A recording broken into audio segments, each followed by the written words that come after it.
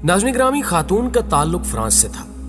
France में तालीम हासिल की, फ्रांस में ही जवान हुई और फ्रांस में ही शादी हुई।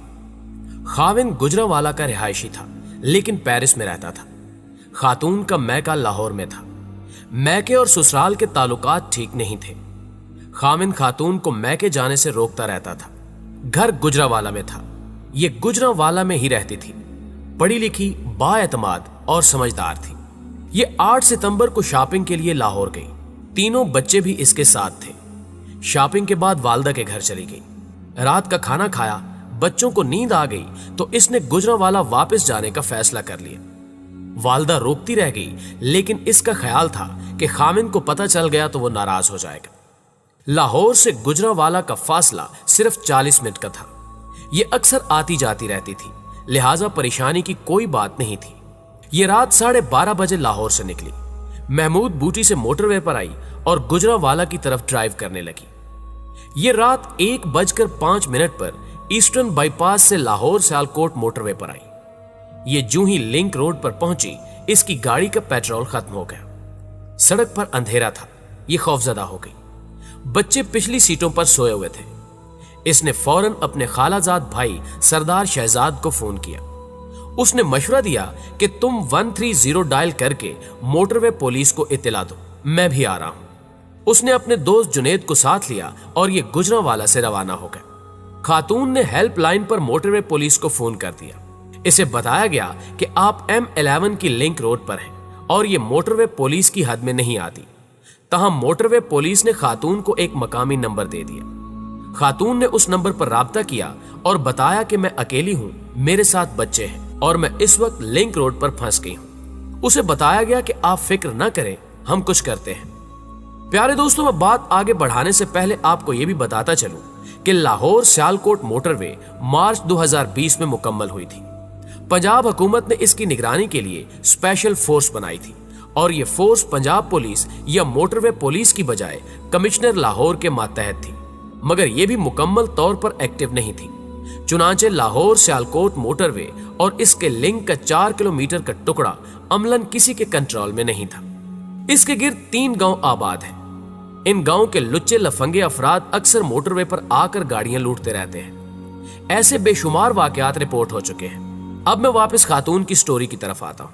खातून ने गाड़ी अंदर से लॉक की और सरदार शहजाद और पुलिस का इंतजार करने लगी। 2 घंटे गुजर गए, मगर पुलिस आई और ना सरदार शहजाद पहुंचा। इस दौरान 2 डाकू वहां आ गए। पुलिस का ख्याल है कि ये दोनों प्रोफेशनल डाकू नहीं थे, क्योंकि अगर ये प्रोफेशनल होते तो इनका तरीका वारदात मुख्तलिफ होता। ये करीबी देहात के मामूली वारदात ये है। ये थोड़ी देर गाड़ी को वॉच करते रहे। जब 2 घंटे तक कोई शख्स गाड़ी के करीब नहीं आया तो फिर इन्होंने इसे लूटने का फैसला कर लिया। एक डाकू के हाथ में डांग थी, जबकि दूसरे के पास पिस्तौल था। ये गाड़ी के करीब पहुंचे और पिस्तौल दिखाकर खातून को दरवाजा खोलने का इशारा किया। खातून ने इनकार कर दिया। ये धमकियां देने लगे, लेकिन खातून ने दरवाजा ना खोला। ये मुश्तिल हो गए और डंडा मारकर शीशा तोड़ दिया। बच्चों ने रोना शुरू कर दिया। खातून डर कर सड़क की तरफ दौड़ पड़ी। एक डाकू उसके पीछे दौड़ा।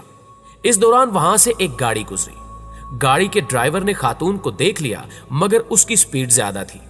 तहम गाड़ी में सवार खालिद मसूद के ज़हन में खटका आया और उसने 15 पर पुलिस को इत्तला दे दी। इस दौरान दूसरे डाकू ने खातून का 2 साल का बच्चा उठाया और उसे लेकर जंगल की तरफ दौड़ पड़ा। खातून बच्चे को बचाने के लिए गाड़ी की तरफ वापस आ गई। दूसरे डाकू ने उसके दूसरे बच्चे भी गाड़ी से बाहर निकाल लिए।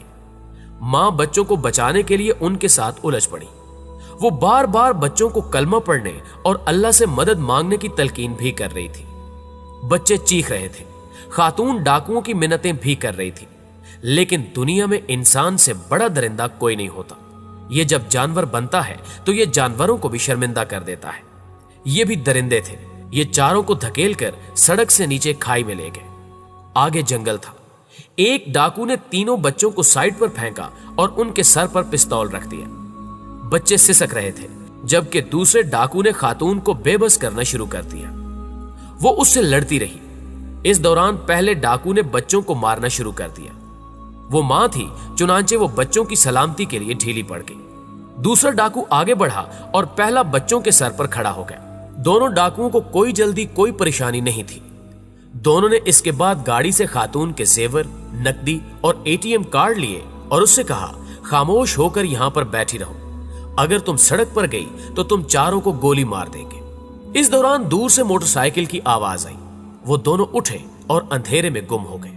थोड़ी देर में मोटरसाइकिल गाड़ी के करीब पहुंच गए। ये डॉल्फिन फोर्स के 4 एहलकार थे। वो गाड़ी के करीब उतरे तो गाड़ी का शीशा टूटा हुआ था, दरवाजे पर खून का निशान था और नीचे खाई की तरफ बच्चे का छोटा सा जूता पड़ा हुआ था। वो चारों जवान डर गए और उन्होंने जोर जोर से कौन है की आवाजें लगाना शुरू कर दी। जंगल से कोई आवाज ना आई।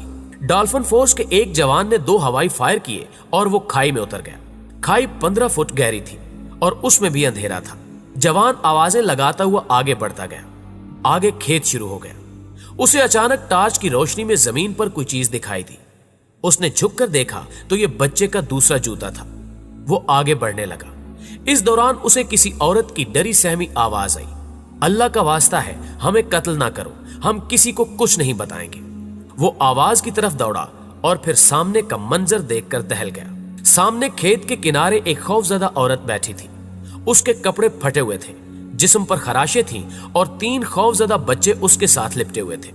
औरत ने बच्चों को अपने दोनों बाजुओं में जकड़ रखा था। पुलिस का जवान खातून के साथ बैठ गया और उसे तसल्ली देना शुरू कर दी, मगर वो उसे पुलिस एहलकार मानने के लिए तैयार नहीं थी। वो इस्राई अंदाज में उसकी मिन्नतें कर रही थी, खुदा के लिए हमें न मारे, हम किसी को कुछ नहीं बताएंगे, आप हमारी गाड़ी भी ले जाएं, मैं आपको और रकम भी मंगवा देती हूं, बस हमें ना मारो। पुलिस एहलकार की आंखों में आंसू आ गए।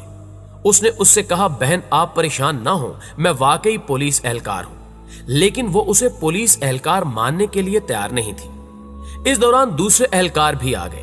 बच्चे उन्हें देखकर मजीद सहम गए और उन्होंने मां को जकड़ लिया। मां उन्हें बार बार कह रही थी कि तुम आंखें बंद कर लो और कलमा पढ़ो। वो खुद भी कलमा पढ़ रही थी, लेकिन बच्चों की जुबानें गुंग थीं और आंखें बंद होना भूल चुकी थी।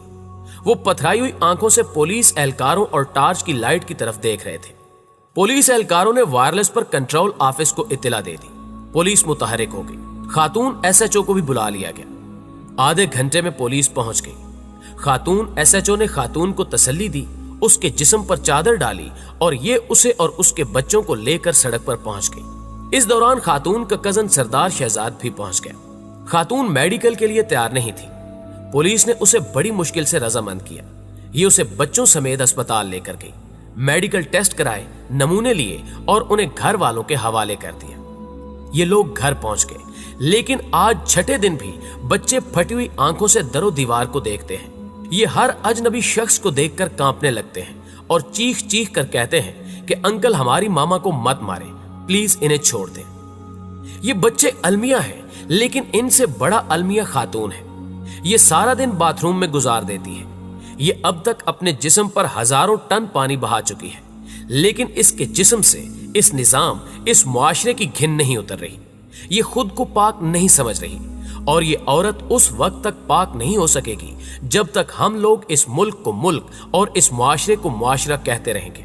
मैं उमर शेख की बात से इत्तेफाक करता हूं। असल जिम्मेदार ये औरत है, क्योंकि ये हमें इंसान और कब्र फरोशों की इस बस्ती को मुआशरा समझ बैठी थी। ये बड़ी बेवकूफ थी।